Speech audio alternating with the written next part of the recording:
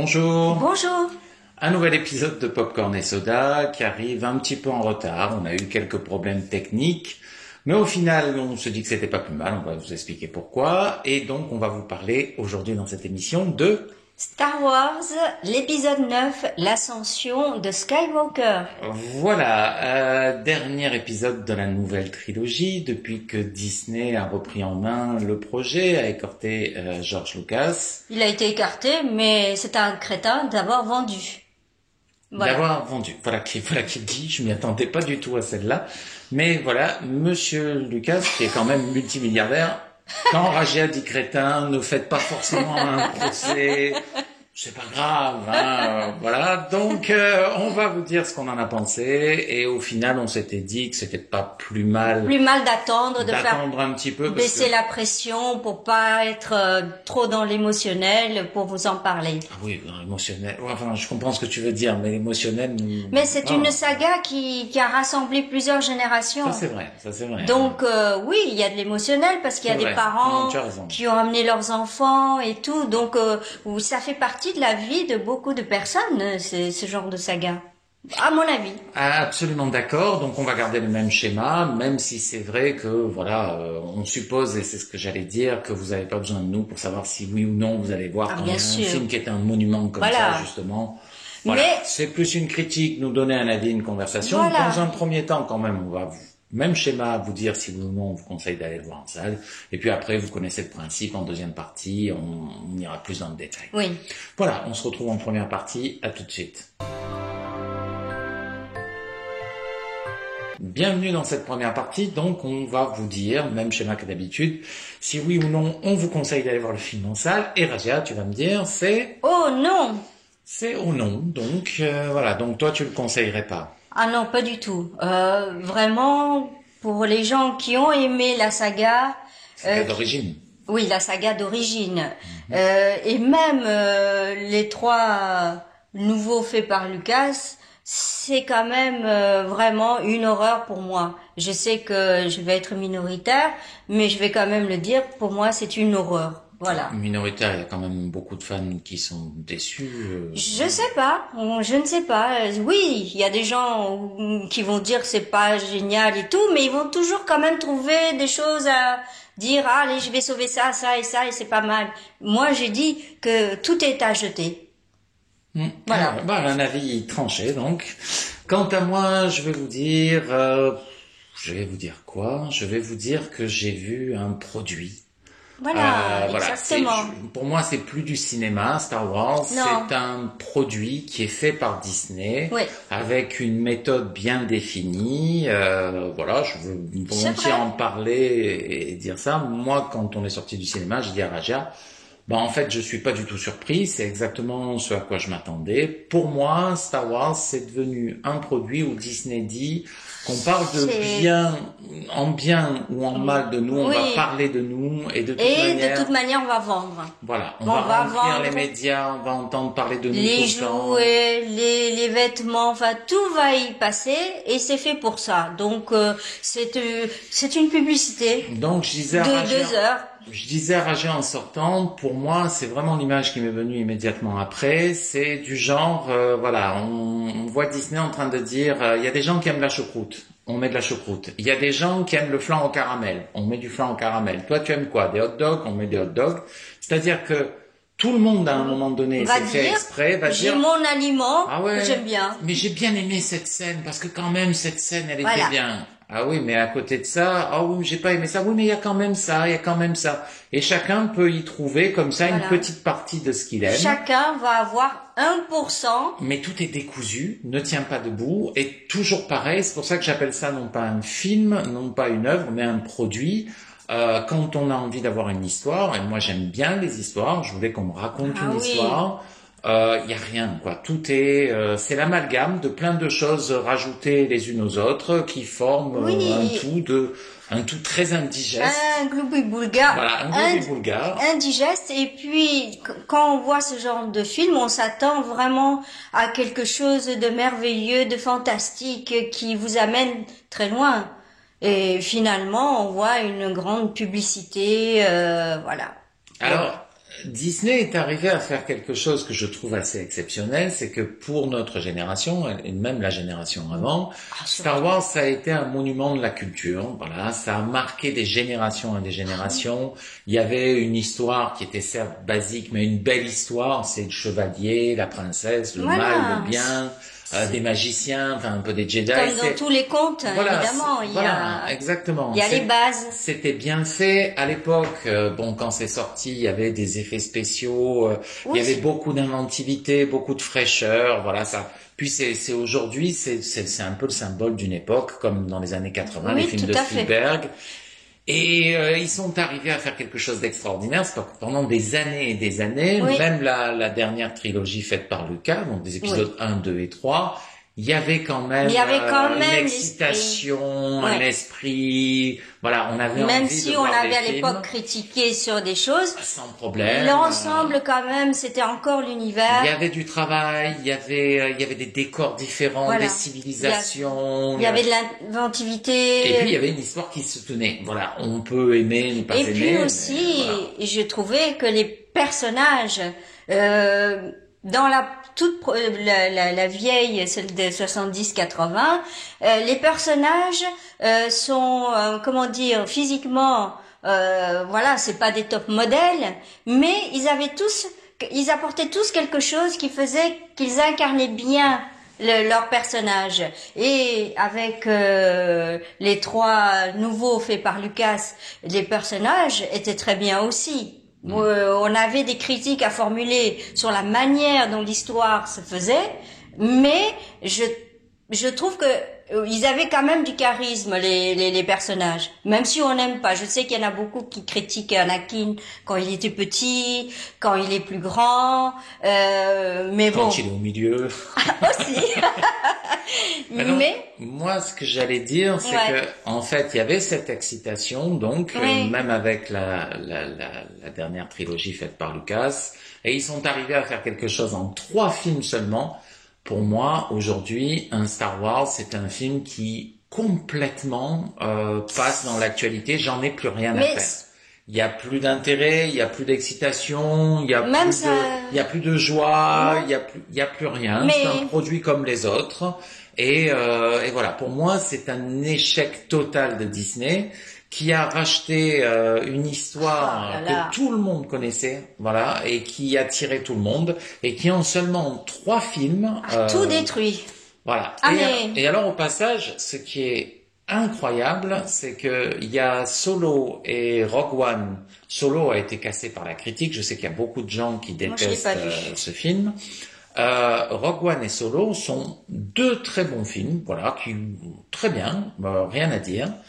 Et donc c'était possible. C'était possible sans avoir des attentes extraordinaires, voilà, de faire juste quelque chose de cohérent, de bien fait. Ils l'ont fait sur 2 films, et dans la trilogie, c'est du grand n'importe quoi. Mais pour moi, la trilogie, il y a plus rien, il y a plus aucune substance de Star Wars. C'est c'est nul. Alors le film en lui-même, on a l'habitude de parler un petit peu, de vous donner notre avis pour savoir si ou non vous devez aller le voir en salle.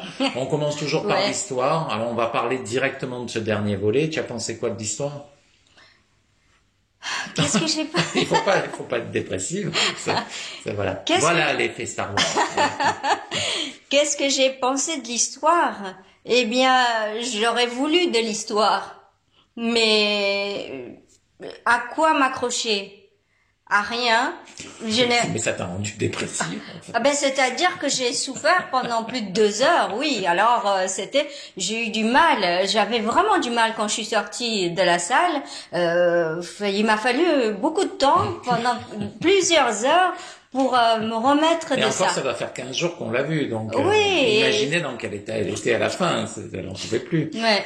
Ah oui, l'histoire. J'aurais voulu m'accrocher à quelque chose, à un personnage, à une histoire, à un bout d'histoire, rien, à une aventure, rien. Alors, moi, je vais vous dire, je suis même pas en colère. Alors, j'ai été en colère quand ils ont massacré Terminator. Ah oui. Là, pourtant, ça a marqué toute ma jeunesse, Star Wars, quand j'étais petit et tout. Je m'en fous complètement. Je m'attendais à avoir un produit sans queue ni tête. J'ai eu exactement ce que je voulais. Il n'y a pas d'affect, il n'y a Non, rien du il n'y a tout. pas d'affect. Et il n'y a pas d'histoire. Voilà, je le dis bien souvent, malheureusement. Alors, c'est pas vrai parce qu'en 2019, on a eu le Joker, par exemple, qui était un superbe film. Voilà. Il y a encore de temps en temps des perles. De temps en temps. Mais la plupart du temps, j'ai l'impression que je raconte toujours la même chose semaine après semaine. Je dis, il n'y a pas de cohérence et il n'y a pas d'histoire. Voilà, là, je vais dire, c'est la quintessence pour l'année 2019 du je fais un film sans aucune histoire.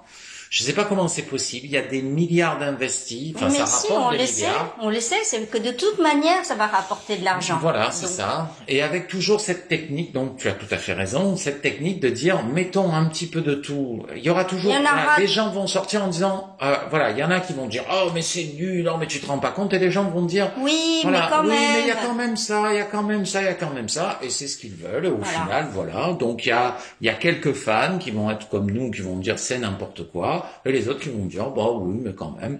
Voilà, je pense que demander une histoire quand on va au cinéma, c'est quand même plus sympa que de voir des explosions et 4 effets spéciaux d'ailleurs pas vraiment très bien faits.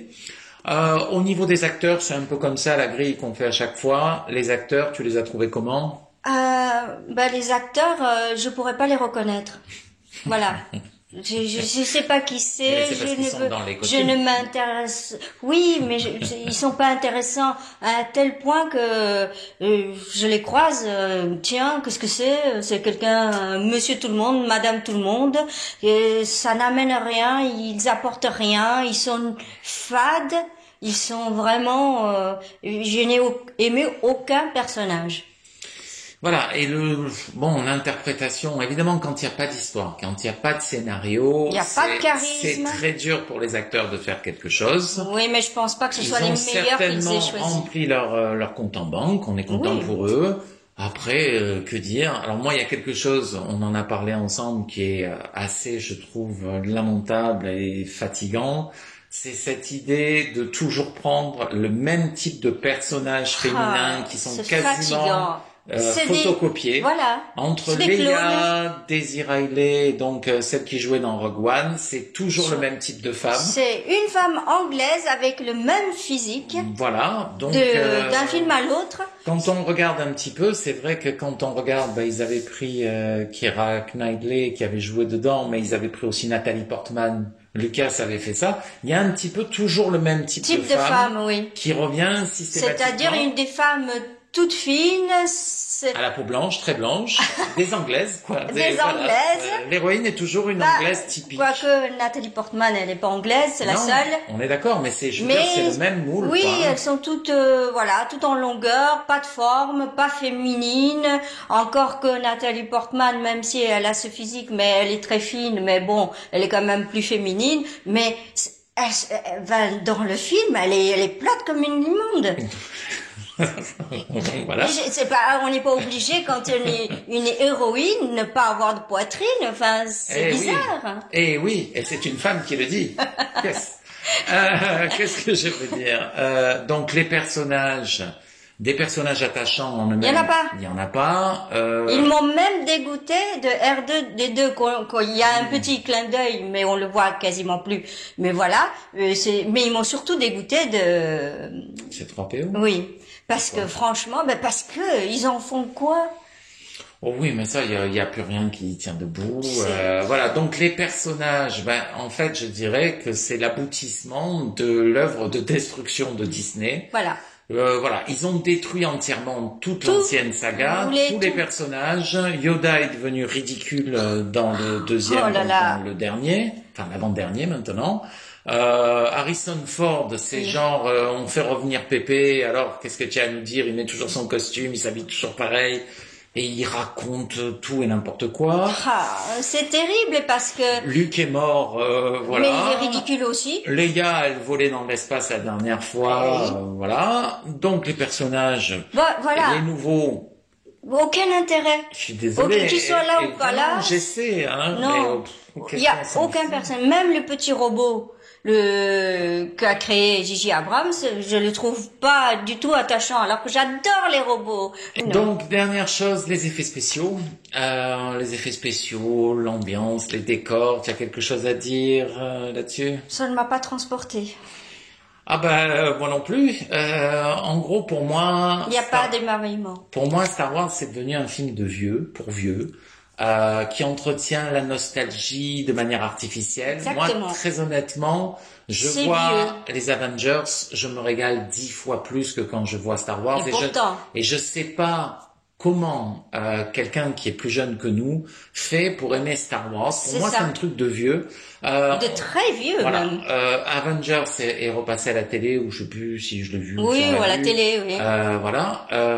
Au niveau des effets spéciaux, c'est 100 fois mieux que Star Wars. Il y a 10 fois plus de moyens à tous les niveaux. Dans les scènes d'action finale. L'humour. La créativité, Thanos. Les mondes. Voilà, les mondes qui se recoupent, la diversité. Star Wars, c'est, alors, la scène du désert, la scène sur l'eau, enfin en gros... Et la forêt, n'oublie pas l'entraînement dans la forêt. C'est toujours la même chose. On va pas dévoiler quoi que ce soit, mais alors voilà. Ils font des personnages, alors ils cassent son casque, ils le réparent, ils le cassent, ils le réparent, ils sortent dans le désert, dans la forêt, sur l'eau, et voilà, on doit faire, oh c'est magnifique, quelle inventivité, il a renouvelé le style. Non, c'est vieux. C'est mal fait, et quand on voit encore une fois Avengers, je sais pas comment on fait si on est jeune pour voir pour s'intéresser à ça. Pas ça ridicule. Voilà. Moi, il y avait au cinéma un père qui avait amené son fils. C'était très joli de les voir tous les deux. Ouais. Mais le petit, alors il essayait de s'intéresser, mais il était petit. Mais le père lui disait, mais tu vas voir, mais c'est génial. Mais c'était le père qui était heureux. C'était le petit. Mais le était là, il comprenait pas grand-chose. Il devait avoir 10 ans. Ouais, moi, je me souviens qu'un adulte m'a montré un jour Star Trek quand j'étais jeune. Alors le premier Star Trek, et alors il a essayé de me dire, mais regarde, c'est fantastique. Et moi, j'ai regardé ça et j'ai pas arrêté de me moquer de Star Trek, des effets spéciaux qui étaient mal faits. Et alors, évidemment, j'ai bien vu que ça a déçu l'adulte qui voulait me montrer ça. Mais après, j'étais tout penaud. Mais voilà. Et j'ai l'impression que c'est la même chose aujourd'hui. Ouais. J'ai l'impression, voilà. Et c'est pour moi fort coupable parce qu'ils ont les moyens, ils ont la technique, ils ont tout, on est arrivé là. Mais c'est un produit, eux, ils ont ce qu'ils voulaient. Disney est coupable d'avoir détruit, mais pour moi, Lucas est responsable aussi. Ça va leur rapporter encore des milliards, hein. C'est toujours pareil, parce que si vous avez des enfants, ou même il y a toujours un l'argent va couler à flot. Et il y a toujours un truc de curiosité, de dire, il y a quelqu'un qui le critique, il y a quelqu'un qui, allez, je vais aller le voir, ou on va aller le voir. Oui, mais de toute manière, à un moment donné, ça va se retourner contre eux parce que ça va leur rapporter évidemment de quoi nourrir toutes les souris de Mickey pendant des générations et des générations, mais un jour ou l'autre, les gens vont en avoir mal. Et de toute manière, j'ai l'impression que moi, quand j'entendais parler des gens dans la file et tout, surtout des jeunes d'ailleurs, qui commençaient à dire, mais est-ce que tu l'as vu? Non, je sais plus. Moi, j'ai entendu donc un couple. Et la fille et le garçon ne savaient plus s'ils avaient vu un ou l'autre épisode, ce qui était inconcevable à notre époque. Moi non plus. Et donc voilà, petit à petit, ça va devenir quelque chose qui va rentrer. Et s'ils ont arrêté de faire les séries dérivées comme Rogue One et machin, c'est qu'ils ont compris qu'à force de vouloir prendre trop en faisant n'importe quoi, ça se termine. Tant qu'ils ont l'argent, ils s'en fichent. Voilà, la première partie, on a fait le tour. On va parler dans le détail en deuxième partie. Autre chose à ajouter, Roger? Non, pas du tout. On va se retrouver pour continuer cette passionnante conversation. Voilà, à bientôt dans la deuxième partie. À tout de suite même. De retour dans cette deuxième partie où on va se lâcher, peut-être avec un peu plus d'optimisme. Je crois que je me suis déjà pas mal lâché dans la première partie. De dynamisme, je sens pas de... c'est parce que le film était tellement... c'est-à-dire que c'est un film qui vous éteint, qui vous donne pas des étincelles dans les yeux, mais il finit par vous éteindre et vous endormir et recroqueviller dans votre fauteuil. Et comme on vous l'a dit, on a eu quelques problèmes techniques, donc il s'est passé 15 jours, et franchement, juste avant le tournage, j'ai eu les pires difficultés. Heureusement qu'il y a Raja, sinon je ne me souvenais quasiment plus de rien. Oui, moi non plus, il y a plein de choses. Par quelques scènes, où je trouvais ça tellement ridicule que ça je m'en souvenais, une dont je vais vous parler. Mais c'est vrai que c'est tellement décousu, il y a tellement pas d'histoire que quand on y pense, on dit mais tu sais quoi, oui mais je sais plus. Voilà, ça part dans tous les sens et c'est bien ça le problème. Alors la première chose, je vais peut-être commencer. La première chose où moi j'ai compris que ça serait comme ça et je m'y attendais, c'est la scène d'entrée où en 10 secondes, et c'est ce que font de plus en plus les scénaristes quand il n'y a rien du tout dans l'histoire. Il faut bien mettre quelque chose. Allons vite. De l'action pour noyer le poisson. Et donc, dès le début, on voit Kylo Ren, il arrive, il massacre des tas de personnes, on ne sait pas qui c'est, puis il court voir l'empereur, parce qu'évidemment, on apprend que l'empereur... il est toujours vivant. Il est toujours vivant, et qu'en plus, il le connaît, il sait où il est. Il avait tout préparé. Ah bon, d'accord, ok. Là, il passe vite en courant, on voit Snoke, le suprême leader, dans des fioles, on voit sa tête qui flotte. On dit, tiens, peut-être qu'il a cloné, qu'il a réessayé... Voilà, et donc l'empereur arrive, et là l'empereur est là, il fait « Oui, je vais te donner mon empire. » Ah bon? Pourquoi? Je ne sais pas. Oui, je vais te donner mon empire, j'ai des tas de vaisseaux, et j'ai décidé, Kylo Ren, que vraiment, c'est à toi que je donnerai l'empire. Je vais pas développer plus, ça tient pas la route une seconde, ça va vite. Toutes les incohérences, en allant vite, on essaie de les gommer. Mais il y a beaucoup de personnes à qui ça plaît parce qu'ils disent oui, ça met du rythme, c'est bien mené, c'est très rythmé. Mais non, c'est pas rythmé et bien mené. C'est juste qu'on accélère les choses pour pas avoir les trous et les incohérences. Super idée, parce que quand je ferai une recette et que je raterai complètement mon plat, je dirais c'est très rythmé. C'est parce que j'ai fait la cuisine de façon rythmée et voilà ce que ça donne. Et voilà, ma recette c'est pas partie. Bon, hein. C'est oui, mais c'est c'est rythmé. Hein. J'ai rajouté plein d'épices à la fin. Oui, mais c'était parce que ça a donné de l'action. Voilà. Voilà, c'est nul. Je sais que tu voulais parler de la scène avec Leia et Rey, où elles s'entraînent. Oui, c'est au début aussi du film, où elles sont très proches toutes les deux. On ne sait pas par quel miracle elles sont si proches. Elles font des accolades, elles s'embrassent, elles s'entraînent ensemble, elles passent leur vie ensemble. Mais c'est quoi l'histoire en fait? Et au passage, ça n'est qu'un naufrage général puisque les rapports entre les personnages, je veux dire, ça tient pas debout. Oh, c'est tellement lamentable. Ça tient pas debout. La mort, c'est quand il y a la mort d'Harrison Ford, c'est Leia, au lieu de se jeter dans les bras de Chewie qu'elle connaît depuis des années. Elle se jette dans les bras de Rey en disant oh là là. Voilà, je veux dire, ils étaient là tous les trois, ils ont vécu les aventures. Et elle perd son mari et Chewie et elle devraient se serrer et se réconforter. Non, elle embrasse et elle quelqu'un qu'elle connaît pas. Elle connaît pas et voilà. Et maintenant elle la forme aux arts Jedi, dont d'ailleurs on nous a dit que c'était un peu n'importe quoi les arts Jedi, puisque Yoda est ridicule dans le deuxième. Enfin bref. Et puis on nous dit qu'il fallait gommer tout ce qui était le passé. Ah oui, ça c'est fantastique. Mais je l'avais mis dans les commentaires de la précédente vidéo. C'est exactement ça. C'est oublie tout le passé, mais ne l'oublie pas quand même, car nous t'accompagnons. Nous sommes tous derrière toi. Et quoi? Voilà. On nous dit détruire tout en se souvenant, mais sans trop se souvenir, en laissant de côté le passé, tout en gardant le présent. Il faut quand même avancer et pas penser au passé. Bon. D'accord. Voilà, après l'histoire, alors on va pas faire le détail de toutes les parties. Très honnêtement, moi j'en serais incapable. Voilà, ça fait 15 jours, je m'en souviens plus. Mais alors, j'ai entendu sur Internet certaines choses. Et alors, le truc qui me plaît, moi on en a parlé ensemble, on a un petit tableau, là je vois. Et il y a une chose dont je voulais parler. C'est la scène dont j'ai tant entendu parler, où ils se battent près de l'étoile de la mort. Ouais. Et voilà. Alors là, pour moi, c'est un très très bon résumé du film parce que rien ne tient debout. Première chose, ils arrivent, il y a l'étoile noire, ils doivent se rendre dessus et ils disent « Oh là là, la mer est démontée. Ah oui, mais il faut un bateau. » Alors ils arrivent, ils disent oui, mais on devrait attendre que la mer soit moins démontée. Et alors non, on n'est pas parce qu'on est pressé. Bon, après Rey, vous avez vu le film, si vous êtes en deuxième partie. Elle s'en va sur un bateau.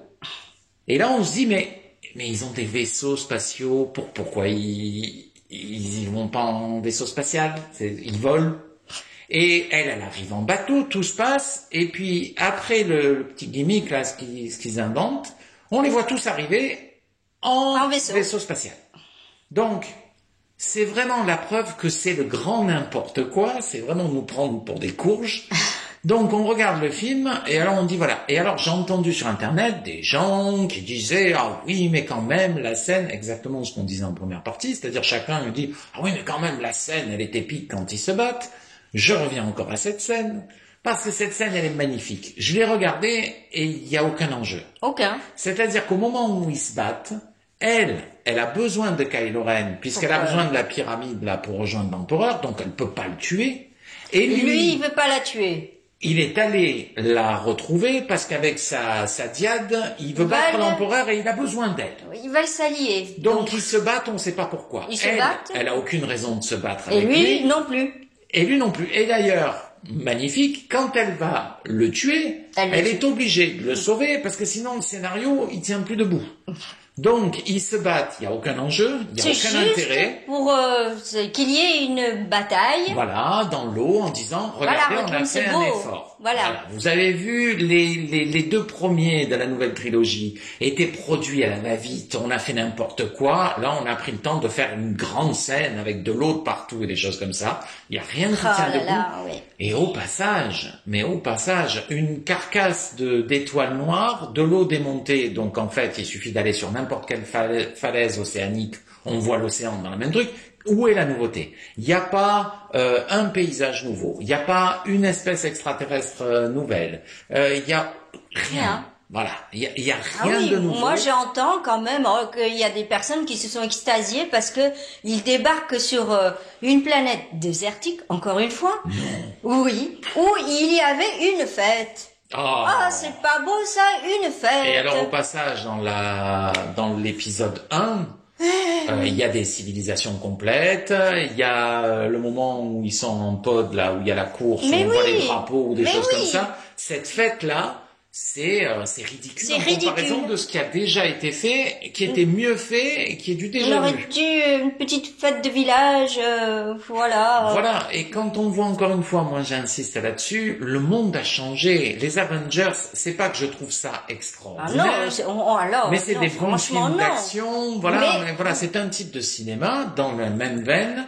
Mais entre les gardiens de la galaxie, Doctor Strange, Iron Man et les Avengers, donc il y a des tas d'univers, il y a des tas de choses qu'on voit, la planète avec Thor.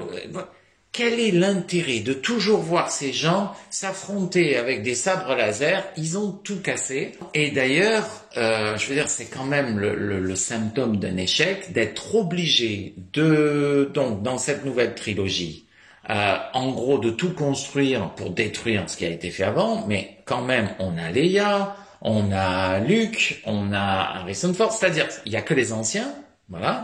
Les personnages nouveaux, très honnêtement, Poe, Finn, Rose, je les trouve vraiment misérables. C'est-à-dire, prenons un exemple, disons, voilà. On attend avec impatience la suite et la prochaine trilogie. Les personnages, c'est Poe, Finn, Rose. Qui a envie de voir Star Wars? Et avec des noms comme... Il y a Rey. Ouais. Non, mais avec des noms comme Rey, Poe, même Finn, les noms, Rose... Mais les noms... Mais si, je sais que c'est ridicule. Mais même, les personnages donnent pas envie de voir une suite. Qu'est-ce qu'on en a à faire? Non, rien du tout. Après, il y a des scènes extraordinaires. Concentrons-nous plutôt sur quelques scènes emblématiques. Non, mais attends, moi j'aimerais quand même parler de la scène où elle arrête le vaisseau avec son pouvoir quand Chewie s'est fait arrêter. Et que de l'autre côté, lui aussi se met à retenir. Et tous les deux, ils se battent. À la fin, elle fait exploser le vaisseau parce qu'elle a trop de pouvoir, elle n'a pas pu le canaliser comme elle dit. Et elle pleure parce qu'elle a tué Chewie. Et oui. Et donc, en fait, elle apprend après que il est vivant. Et les gens qui étaient dedans et qui sont morts... elle est pas triste. Mais alors, il y a quand même... C'est pas une sainte, hein. Il y a quand même mieux que ça. C'est qu'on nous présente de temps en temps, c'est fascinant de voir sur YouTube parfois certaines réactions, on nous présente des grands conflits intérieurs des théories très fortes et psychologiques sur, par exemple, des personnages comme Kylo Ren. Kylo Ren, il est exceptionnel. Ah oui. Parce que je me demande comment... Pas une seule fois, ça m'est venu à l'esprit qu'il pouvait être exceptionnel. Au-delà de ça, il y a la grande scène avec son père. Donc, il y a Harrison Ford qui arrive et qui lui dit, mais tu sais, fiston, quand même, tu peux être sauvé. Et alors, lui, il hésite et à la fin, on va voir que c'est magnifique, il va vers sa rédemption. Pourquoi pas? Ce garçon, il a massacré des villages entiers. Il n'arrête pas de massacrer des gens. Il n'arrête pas de tuer des innocents. On apprend dans la série donc que les deux personnages qui, comme par hasard, c'est toujours un truc américain, les deux noirs, c'est-à-dire Finn et le personnage féminin noir, oui, ils lui ont mis une petite amie, qui sont tous les deux donc d'anciens Stormtroopers. Tous les deux, voilà. Eux racontent qu'ils voyaient tellement d'horreurs et de choses horribles qu'ils ont plus pu supporter et ils ont abandonné, ils ont déserté. Or, qui contrôlait l'ordre et qui était là-dedans, c'était Kylo Ren. Et lui, maintenant, parce que Pépé Harrison Ford revient, et il dit « Oh papa, oui, mais tu peux être sauvé mon fils ». Et ben c'est parti. Donc, on peut massacrer des millions de gens. Il suffit de dire « Oh ben, je regrette quand même de faire une bonne action ». Et ça y est, la rédemption est acquise. Ça tient pas debout 5 secondes. Et puis, ce qui ne tient pas debout non plus, c'est que on voit bien Chewie monter et elle massacre le vaisseau, ça explose. Donc, logiquement, il est mort. Par quel miracle, il y a un vaisseau qu'on a vu nulle part le prendre. Et puis, c'est comment tu fais? Alors c'est Star Trek, il y a une salle de téléportation. Il s'est téléporté sur un autre... C'est l'apport de J.J. Abrams. Ah, c'est ça. Voilà, il a pris ça de Star Trek. Ben voilà, comme c'est vrai qu'il il est venu de Star Trek. Et puis il y a la scène, tiens, tu m'y fais penser, il y a une scène, et c'est là où, voilà, moi je peux pas... J'en ai même plus rien à faire, très honnêtement, et ça se sent... Oui, on en a plus rien à faire. Voilà, mais par exemple, l'humour.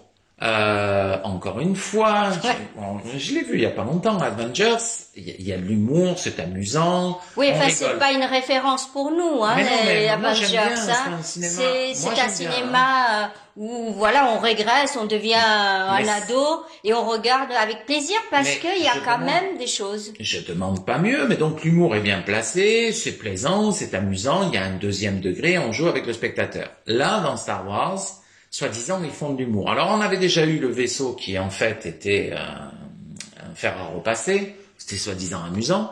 Mais dans celui-là, voilà, comment on peut s'intéresser à l'histoire? Il y a le moment où, donc, il y a Finn et il y a Poe, et un troisième personnage, ils risquent d'être tués. Donc, on leur dit, tournez-vous. Et ils vont être fusillés. Ils vont être fusillés. Et là, on voit les personnages qui sont là, qui disent « Ah oui, mais alors, tu allais lui dire quoi, Ray ?» C'est quoi le secret? Je vais pas le dire. Allez, dis-le, c'est le bon moment pour le faire. Et ils plaisantent. Donc, ils sont sur le point de mourir. Si au moment où ils sont là, ils en sont à rigoler, ils s'en foutent complètement de ce qui va leur arriver. Nous aussi, on s'en fout. Alors moi, quand c'est bien, si eux, ils sont détendus parce qu'on va les massacrer, alors moi, mais alors, à un point. Allez-y. Mais allez-y, vous faites ce que vous voulez. Voilà, c'est toujours les réactions que j'ai, mais il faut dire que c'est grotesque. Pourquoi je serais pris... En empathie avec des personnages qui s'en fichent totalement. Dans cette saga, il n'y a aucun moment, il n'y a pas eu une histoire d'amour, il n'y a pas eu un moment émouvant. Et alors, ils avaient tout, c'est ça aussi qui est incroyable. Ils avaient tout pour faire une histoire émouvante. L'idée de faire mourir des gens qu'on adorait ou qu'on adore, des personnages comme Han Solo, comme Leia, comme Luke, ça aurait dû nous émouvoir. On aurait dû être ému comme on le fut lors de la première trilogie, quand on revoit Ben Kenobi. Voilà, on devrait être ému, on devrait être touché, et là, on en a strictement rien à faire. Ils ont rendu Yoda ridicule, les Jedi stupides. Il y a des incohérences comme en fait maintenant, donc on en a parlé, Anakin Skywalker est censé être le produit de la Force elle-même. Sa mère est tombée enceinte par la volonté de la Force. Voilà, donc il n'y a pas plus puissant que lui. Il va devenir Dark Vador. On pense que c'est le summum du summum de ce qui peut exister. Voilà. Même si l'empereur le prend sous son aile et qu'il a beaucoup de pouvoir, on sait que Anakin est censé être le pur produit de la force. Et là, tous les deux, Kylo et qui Rey, sont donc du sang dilué. C'est une diade. Oui, mais ils ont le sang, la force est diluée dans leur sang. Mais alors, ils vont commencer à avoir des pouvoirs que personne n'a jamais eu auparavant. Voilà. À toi, à moi, le vaisseau qui vole, je l'empêche de démarrer. Dans l'espace, hein. Des années-lumière, mais on se parle, on se voit, on se passe des trucs. On peut même se passer des choses. Voilà, ben j'ai plus de sel, ben attends, bouge pas, je te le passe. Voilà, pourquoi ça tient pas debout? Donc en fait, ces personnages, ils sont hyper puissants, donc il y a aucune logique. Mais alors, le plus beau, c'est que l'empereur, désormais, alors que maintenant il est mort, il a plus de pouvoir qu'eux. Donc, encore plus. Voilà, puisqu'il arrive à les soumettre et à prendre leur pouvoir, et on ne sait pas comment. Attends, Pépé Palpatine, il est tout puissant et il attend que sa petite fille... Parce que c'est un sentimental. Ah, c'est ça. C'est un sentimental, Pépé Palpatine. Donc oui, il arrive à soumettre les deux, parce que lui, il est tout puissant.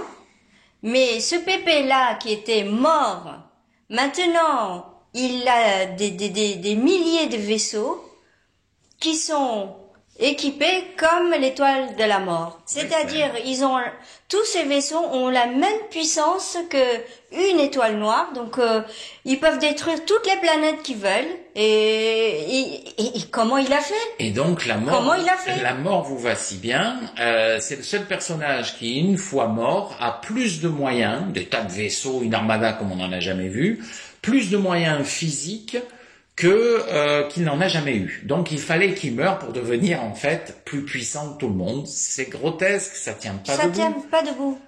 L'histoire de l'ordre qu'il y a eu auparavant, donc le premier ordre, allez, on passe. Le leader Snoke, on passe. Donc pas de cohérence, rien du tout. Qu'est-ce qu'on peut dire? Est-ce qu'il y a encore des scènes? Il y a une scène alors qui est parmi les scènes qui sont stupides.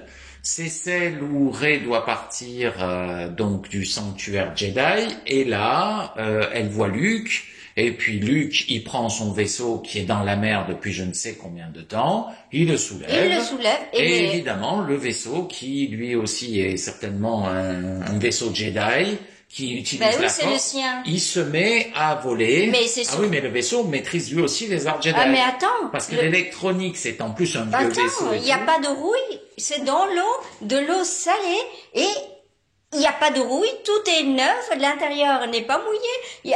Elle met son casque, le casque de Luke et tout est nickel. Et au passage, on nous a expliqué que dans le deuxième, Luke avait fait plonger son vaisseau pour ne pas être tenté, pour se retirer directement du monde.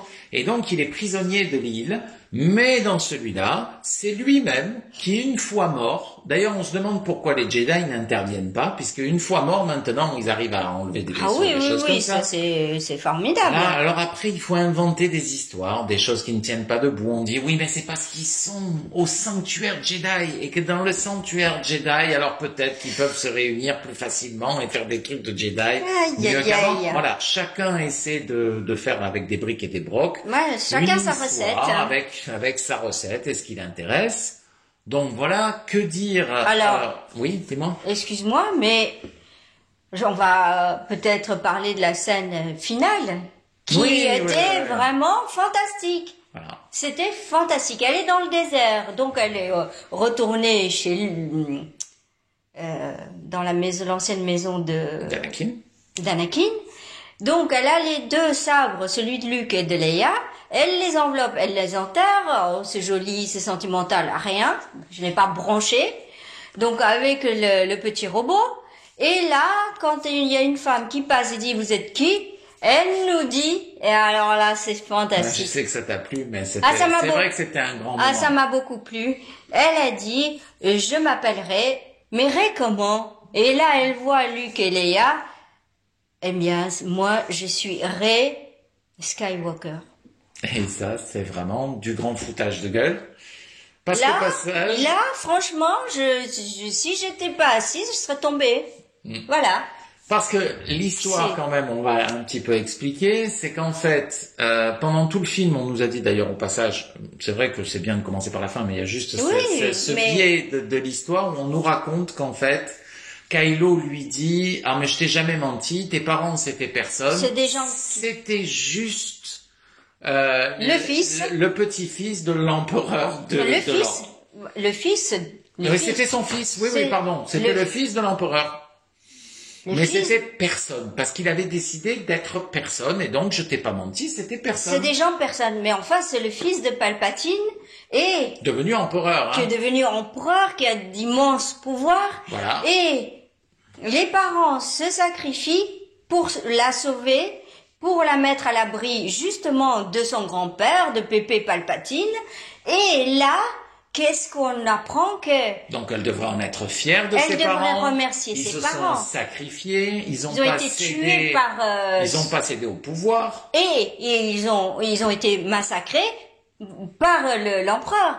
Eh bien, au lieu de dire j'ai des merveilleux parents, je les remercie, vraiment je m'en souviendrai, je suis fière d'être une Palpatine, qu'est-ce que... Je réhabilite le nom des Palpatines. Je sauve l'honneur de notre famille, de mon père et de ma mère et le mien. Au lieu de dire ça, elle renie ses parents et son nom. Voilà, bon, bah c'est pas grave. Tout ça pour en fait en arriver à quelque chose d'extraordinaire, c'est qu'en fait, dans cette trilogie, le mal triomphe sur le bien. Voilà, la leçon à retenir, c'est le mal. En fait, l'empereur aura détruit tous les Skywalker. Voilà, il n'y a plus. On aura dit que les Jedi, c'était n'importe quoi, qu'ils sont arrogants, qu'ils n'ont pas de pouvoir. On aura vu la destruction du temple Jedi. Et en fait, celle qui va reprendre le flambeau est une Palpatine. Et qui plus est... La force...